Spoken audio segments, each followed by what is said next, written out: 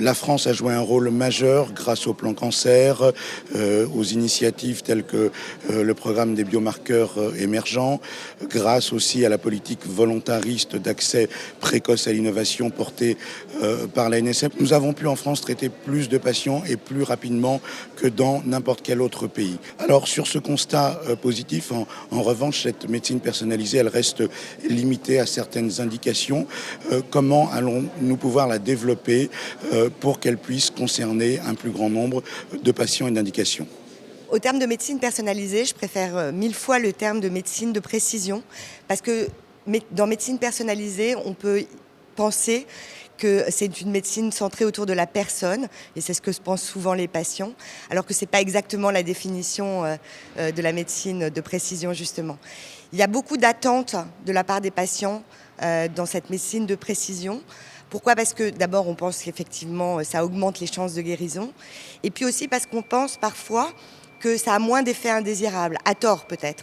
On le voit dans les traitements oraux, il y a des nouveaux effets indésirables qui sont tout aussi redoutables que les effets indésirables des chimiothérapies classiques.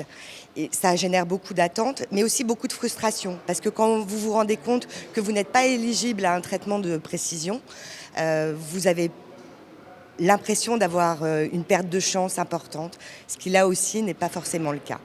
Ce qui me perturbe un peu, c'est cette notion de médecine personnalisée qui en fait pour le grand public est une médecine adaptée à la personne. Et c'est vrai, c'est ce que nous devons faire en fait, puisque nous devons adapter les traitements pour la tumeur, mais aussi à la personne et faire en sorte que nous accompagnons toutes les personnes, celles qui sont analphabètes, celles qui ont un handicap, celles qui sont âgées. Nous devons faire en sorte que la médecine soit personnalisée et puisse lutter contre les inégalités sociales.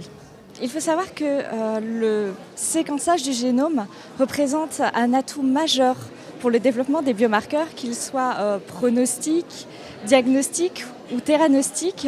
Mais outre le séquençage du génome, comment la médecine personnalisée peut-elle intégrer les données issues de l'épigénétique, de la métabolomique, des facteurs environnementaux qui sont également impliqués dans ces pathologies?